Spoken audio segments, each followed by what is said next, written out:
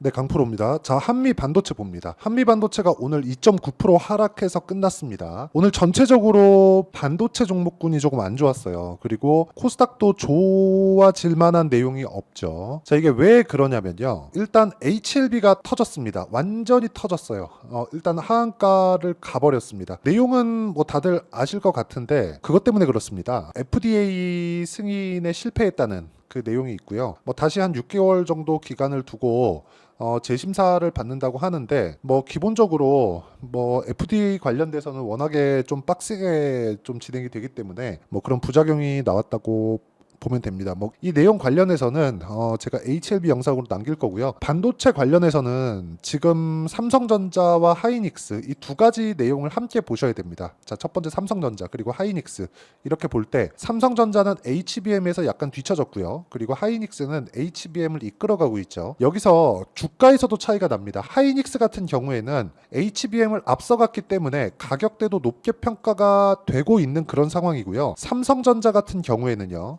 HBM에서 뒤처졌기 때문에 평가치 자체가 낮아요. 그런데 우리가 이걸 뒤집어서 생각해 봐야 될 필요가 있는 게 삼성전자가 여기서 폭락할 수 있는 상황이 되겠는가? 그리고 하이닉스가 여기서 추가적으로 폭등할 수 있는 상황이 되겠는가? 왜 이걸 가지고 한미반도체와 연관지어서 제가 이야기를 드리냐면 자, 잘 한번 생각해 보세요. 한미반도체는 반도체를 만드는 기업이 아닙니다. 그렇죠? 이름은 한미반도체인데 반도체 장비를 하이닉스 쪽으로 주력 납품하는 기업이에요. 그러면 이 납품 장비가 TC 본딩 장비라는 거 다들 알고 계실 거고 이 장비가 납품이 돼서 HBM이 만들어지는 거예요. 자, 그럼 우리가 여기서 한 가지 생각해 봐야 될 내용이 있죠. 하이닉스가 잘 나가는 상황이 아니었을 때 한미반도체가 잘 나갈 수 있을까? 아니라는 겁니다. 반대로 하이닉스가 잘 나갔을 때 삼성전자가 완전히 퍼질 수 있었을까? 그것도 아니라는 겁니다. 삼성전자가 상대적으로 기대감이 적기 때문에 주가가 안 올라갈 수는 있어도 내려갔을 경우에는 하이닉스도 내려갈 수밖에 없습니다. 반도체에 대한 전체적인 경기가 안 좋기 때문에 그렇죠. 그럴 때는 한미반도체도 나쁜 상황을 맞이할 수밖에 없습니다. 그러면 여기서 우리가 생각해야 되는 내용은 한 가지예요. 삼성전자와 하이닉스의 조정이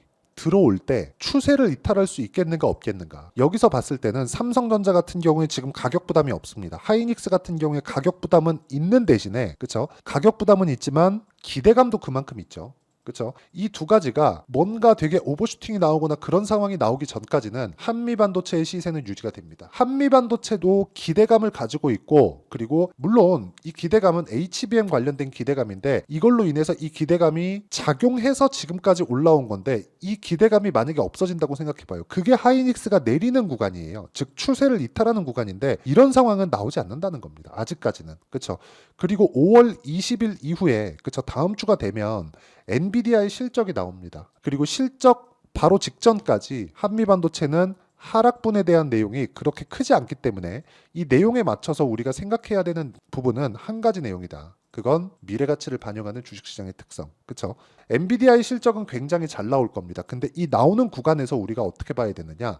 잘 나오겠지만 한미반도체의 주가가 부담이 있느냐 없느냐. 제 기준상에는 부담이 있답니다. 부담이 있지만 주가는 추가적으로 상승이 가능하다. 자, 그러면 언제까지 올라가는지 그 내용이 중요하겠죠. 실적이 확실하게 전환될 때까지. 어디서? 하이닉스에서. 자, 하이닉스에서 내려주는 돈으로 한미반도체가 먹고 삽니다. 그러면 하이닉스의 실적이 좋아지는 부분, 그렇죠? 좋아지는 부분이 이번 1분기부터 나왔어요. 그러면 이게 연결돼서 한미반도체의 실적이 좋아지는 상황이 나올 텐데 한미반도체의 지금 실적은 이제 287억입니다. 매출이 773억에 이익이 287억이에요. 그러면 이익률 자체가 굉장히 높아진 걸 볼 수 있죠. 기본적으로 20%대 뭐 경기가 좋았을 땐 30%대까지 갔는데 거의 한 40% 정도 되는 이익률을 달성을 한 겁니다. 그러면 우리가 여기서 생각했을 때 그렇죠? 이익률이 늘어난다. 그러면 여기서 만약에 HBM 장비를 추가적으로 늘려야 되는 상황. 지금 그런 상황입니다. 그렇기 때문에 매출도 같이 늘어날 수 있는 거죠. 이게 하이닉스 실적으로부터 나오기 때문에 하이닉스 실적을 지속적으로 체크하고 꺾이는 상황이 나오기 전까지는 한미반도체의 주가는 꾸준하게 상승할 수 있는 그런 구간이 있습니다. 물론 단기간에 많이 올랐기 때문에 우리가 중간에 있어야 되는 조정이나 그런 부분은 당연히 감당을 해야겠지만 그 구간에서 타점을 잡는 게 중요하다는 겁니다. 그리고 그 타점에 대한 부분은 제가 모든 분들이 다 파악할 수 있게 여기 한미반도체의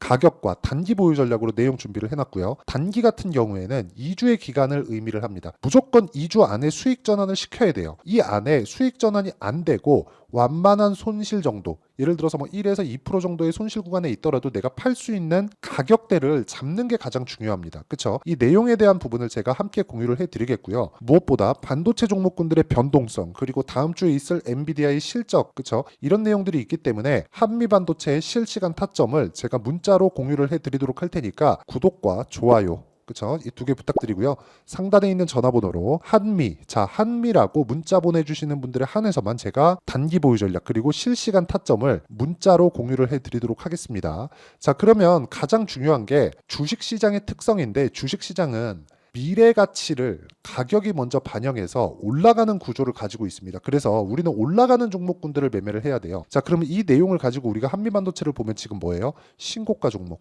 즉 올라가고 있는 종목이다. 올라가지 않는 종목을 우리가 고르잖아요. 그러면 쓸데없이 보유기간이 길어지고요. 쓸데없이 보유기간이 길어지면 매매 자체가 굉장히 루즈해지고 어려워집니다. 이런 상황이 몇 번 반복되잖아요. 그러면 손실만 계속해서 누적될 수밖에 없는 그런 상황이 되기 때문에 우리는 계속해서 올라가는 상황을 추적 관찰을 해야 됩니다. 한미반도체 관련돼서 그리고 반도체 관련주들을 제가 지속적으로 보고, 그리고 미증시에서 엔비디아나 그런 쪽이 계속해서 강세를 보이고 있는데, 그런데도 불구하고 제가 이 반도체 관련주들을 지속적으로 영상을 만들고 제가 매매를 해가는 이유는 강한 쪽에서 강한 시세가 나오기 때문에 그렇습니다. 예를 들어서 실제 제가 매매한 내용을 가지고 이야기를 드리면, 자, 내용 보세요. 자람 테크놀로지, 이것도 AI 반도체 관련된 종목입니다. 자, 3월 달에 제가 정확하게 신고가 구간에 공략을 해서 3거래일 동안 75%의 수익을 냈고요. 자, 4월 달 같은 경우에도 자, DI 같은 거 보면 3월 달, 4월 달 해서 18%, 22%, 26% 이런 식으로 수익 구간을 만들어냈고요.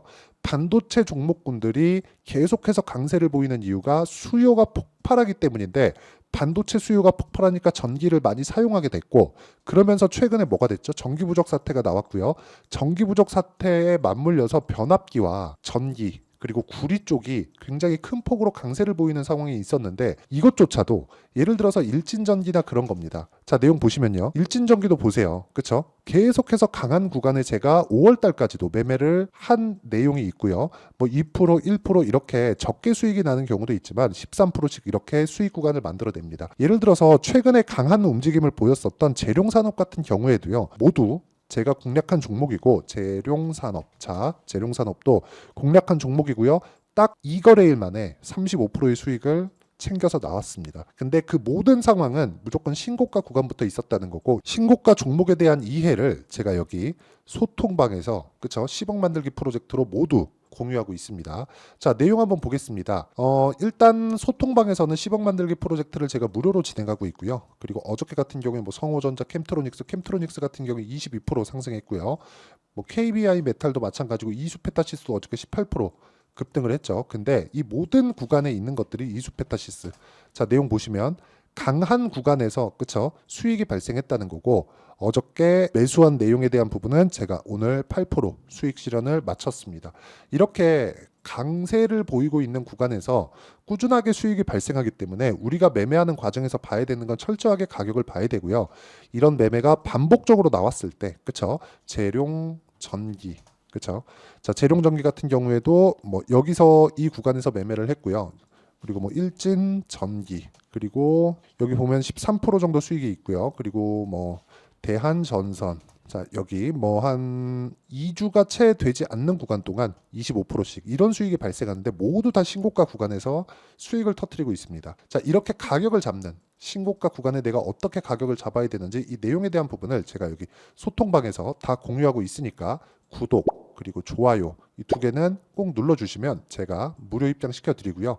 상단에 있는 전화번호로 구독 또는 10억이라고 문자 보내주시면 제가 소통방 입장 링크를 순차적으로 공유를 해드리도록 하겠습니다. 자, 그러면 내용 정리 한번 할게요. 한미 반도체 같은 경우에는 미래 가치를 반영해서 주가가 올라갔는데 다른 종목도 마찬가지다. 근데 그중에 한미 반도체를 이야기하고 있으니까 한미 반도체의 미래 가치는 HBM 장비를 추가적으로 납품하고 있는 것에 대한 내용이고요. 이 내용에 대한 부분을 이해했을 때 우리는 신고가 구간부터 매매를 할 수 있는데, 신고가 구간에 대한 이해가 됐을 때 아까 전에 제가 말씀드렸고 지금도 여기 그쵸? 제가 실제 매매한 내용을 그쵸? 이런 식으로 보여드리고 있는 것처럼 강한 종목군들을 지속적으로 공략할 수 있습니다. 이런 부분을 이해했을 때 내가 어떤 종목을 공략하고 그리고 어떻게 분류를 해야 되고 앞으로 어떤 구간에서 매매를 해야 되는지 그 내용에 대한 부분을요, 제가 다 이해를 시켜드리도록 할 테니까 영상 끝까지 시청하시고요.